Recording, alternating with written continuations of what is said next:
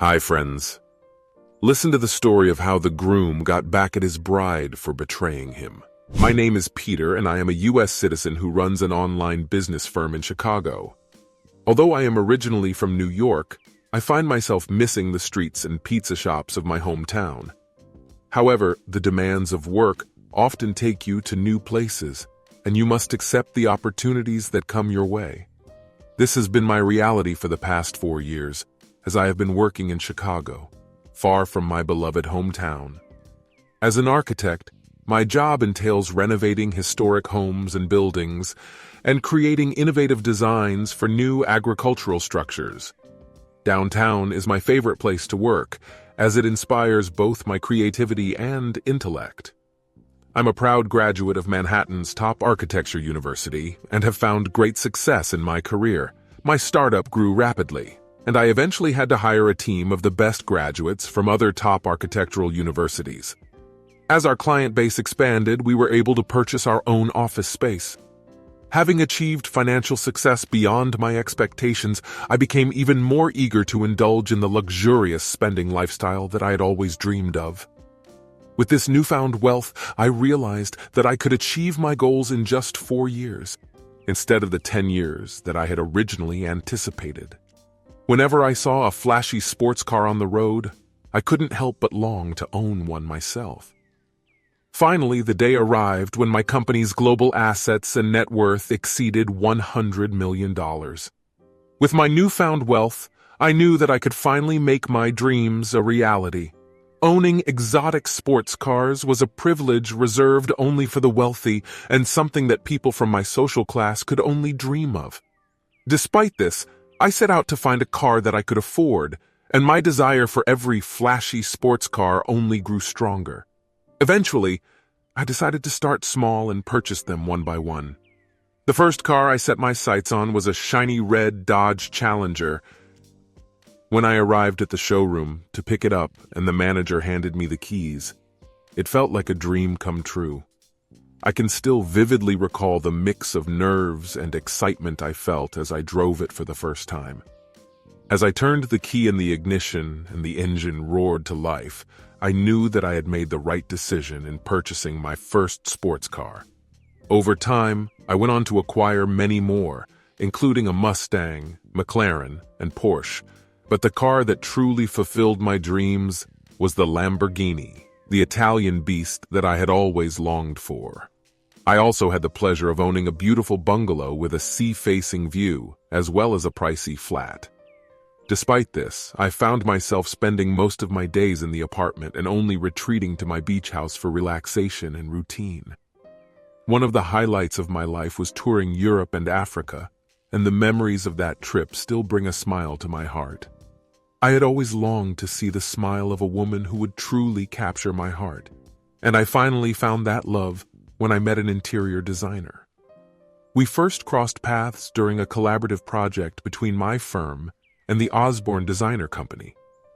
Our task was to renovate and design a villa for a Spanish billionaire named Rare, who was also a renowned textile merchant and business tycoon. The moment I laid eyes on her, she was wearing a protective helmet and carefully inspecting the welding of the steel grid. It was then that I knew she was the one for me. Her name was Jenna, and at the time we met, she was 26 years old while I was 32. I never thought I could love someone as deeply as I loved her. Until I met her, I had only ever loved my company, which I had built from the ground up into a $1 million enterprise. The day we first met, I was driving my Lamborghini and parked it next to a Ford Mustang. I smiled at the car as I owned the same model in blue. Curious, I asked the guard about the Mustang's owner, and he told me it belonged to Jenna, the interior designer. Donning a safety helmet, I made my way to the construction site and had the pleasure of meeting Jeff Osborne, the chairman of Osborne Designers. Jeff then introduced me to Jenna, the talented interior designer who captured my heart. From the moment I laid eyes on her, I felt a sense of ease in her presence. We shook hands, and I briefed her on the architectural work that was underway, while also inquiring about the design plans she had in mind. Within days, she invited me to join her at the lunch table on the ground floor to discuss further processes. As she opened her laptop, she shared with me the interior art she had envisioned and the approved designs that were in line with the Spanish owner's preferences. He had requested an Arabian design touch, which we assumed was his source of inspiration. As I observed her work, I began to develop a deep respect for her expertise in her field. When I realized it was already lunchtime, I extended an invitation to treat her to a meal at a nearby restaurant. To my delight, she accepted, and we decided to race each other in our respective cars on the way there. I found myself drawn to her shared interests in downtown architecture and cars, and soon I began to develop feelings for her. Her captivating aura left me entranced, and I couldn't help but be enamored by the way she expressed herself through her gestures. She displayed a keen interest in me, but I was uncertain of her true feelings towards me. Nevertheless, I was certain of my own feelings for her. As time went on, we grew closer and eventually became good friends. One day, she extended an invitation for me to dine at her home, which I happily accepted. I was thrilled to meet her family that weekend and arrived promptly at 8 p.m. I had purchased a high-end bottle of wine, knowing that we both shared a love for this beverage. Our favorite varieties included grapes and malted apple wine.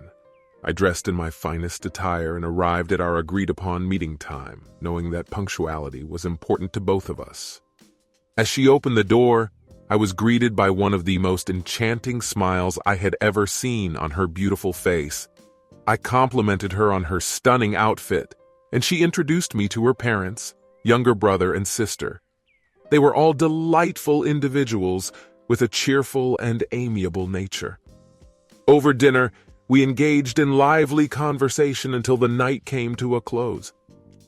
After bidding farewell to her family, she walked me to the front door. As we said our goodbyes, she expressed her gratitude and requested that I send her a message once I arrived home safely. Upon reaching home, I felt a sense of comfort knowing that she was concerned about my well-being. I promptly sent her a text message to confirm my safe arrival, to which she responded with yet another expression of thanks. However, I have since decided that I want to take our relationship to the next level and express my true feelings for her on a well-planned and appropriate occasion. I intend to propose to her and inquire about her own feelings towards me. I mustered up the courage to ask her if she was available for dinner the following week, and to my delight, she agreed.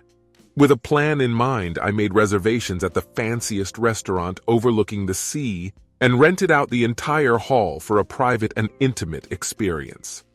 I even hired professional violin players to provide a romantic ambiance in the background. In preparation for the proposal, I purchased a beautiful pearl ring to present to her on Sunday evening. When I arrived to pick her up from her house, I felt a mix of nervousness and excitement as I rehearsed the words I wanted to say. Finally, the moment arrived, and I proposed to her. She was taken aback but ultimately overjoyed with my proposal.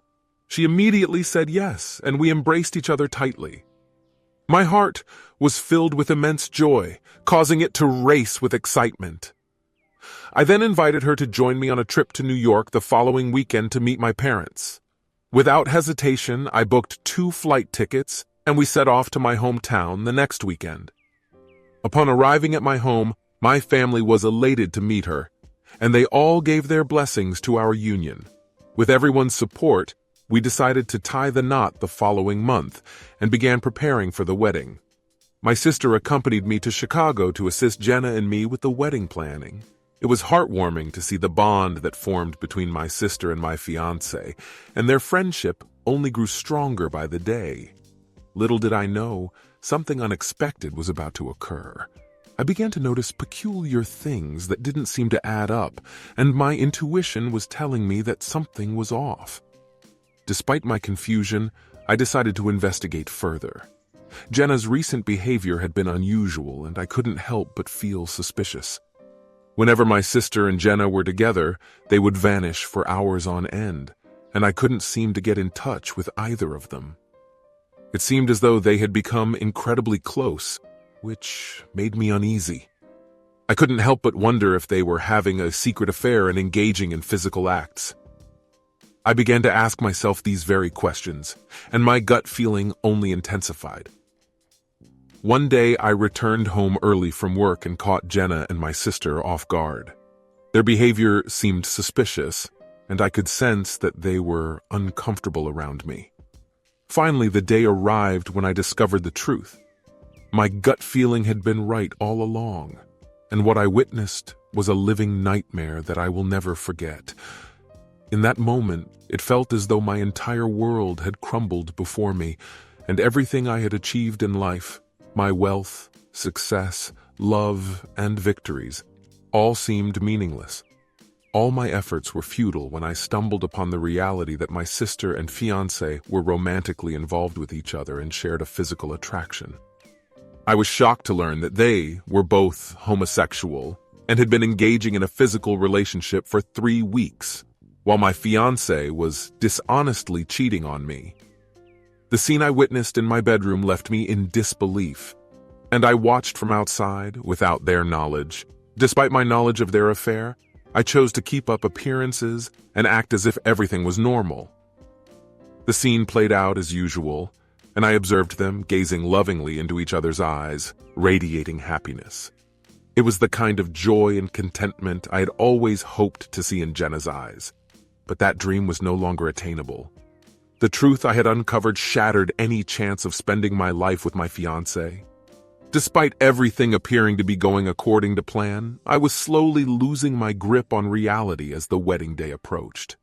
I made the decision to distance myself from both of them and concocted an excuse about needing to work on a crucial contract and signature several months prior.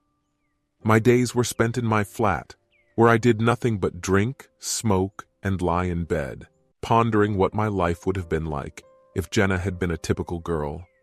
However, she was not an ordinary human, and it was clear that we were not meant for each other. I spent most of my time leading up to the wedding in isolation, only returning home to sleep, ensuring that everything appeared to be normal and that my emotions remained concealed. I put on an act, pretending to be oblivious to their affair, and never revealed that I had discovered the truth about them. I recognized that I had to make a sacrifice and let go of my love for the sake of my own peace of mind. Life without her was simpler and more manageable. Though my heart was broken and shattered, I knew that it was the best decision for me moving forward. As my wedding day approached, I had planned to purchase a suit, shoes, and all the necessary accessories. However, I made the decision to use the money to buy these items for myself instead, finding solace in satisfying my own needs. Despite not being deserving of pure love, I was content knowing that my heart was capable of loving someone genuinely. I had always dreamed of wearing designer wedding attire, and those aspirations continued to linger even now. I visited the most luxurious suit shop in town and purchased the one that caught my eye. Afterwards, I went to the shoe showroom and found the most charming pair of shoes that I instantly adored. Although the woman I loved was incapable of fulfilling my heart's desires, I took comfort in purchasing the suits, shoes, and other things that brought me joy. It alleviated some of the stress I was experiencing, as shopping always had a calming effect on me and helped me relax whenever I was upset. Shopping and driving were my favorite pastimes, and that's precisely what I did on the day I was supposed to be with my friend. I devised a plan to get revenge on my fiancé and sister by revealing the truth about their relationship in front of everyone at the wedding ceremony. This would entail breaking up with my fiancé and severing ties with both of them. Although it wouldn't entirely extinguish my anger, it would provide some measure of satisfaction. I was determined to follow through with my plan, but first, I needed to clear my mind and solidify my resolve. I couldn't help but wonder how my fiancé would appear in her dress when I exposed the truth. I wondered how they would react when I exposed their dark secrets and sins, and how embarrassed they would be in front of all the guests, family members, and friends gathered on that day. I pondered what they would do after I revealed the truth to them. After breaking up with my fiancé and severing ties with my sister, I needed to plan my next move. So I decided to get some rest and devise a plan for my life post-breakup. Tried not to dwell on my relationship with my sister and reminded myself to remain calm and composed. Life had other blessings in store for me, and I needed to focus on those instead. I realized that I didn't deserve someone like my fiancé, and it was time to move on. Experiencing this during my first love was difficult, but I assured myself not to fret. I deserved a much better partner in my life than someone as terrible as my fiancé. I urged my heart not to cry over spilled milk and reassured myself that everything would be all right in a few days. I went to bed and woke up the next day, which was my wedding day. My last thought before the ceremony was how happy and content I would have been if none of this had ever occurred. The next day, I was roused from my slumber by my family members. Having imbibed too much alcohol the night before, I was still feeling a bit disoriented. Despite this, I poured myself a glass of champagne to toast my wedding day. As I began sipping on my drink, I prepared myself for the festivities with a renewed sense of purpose, albeit with a heavy heart. Eventually, we made our way to the marriage hall and arrived at our destination. As I stood on the stage, ready to be declared as Jenna's husband, she appeared and was about to make the announcement. But I couldn't let that happen. I interrupted her and asked everyone to listen to what I had to say. With all eyes on me, I mustered up the courage to reveal a truth that had been concealed for too long.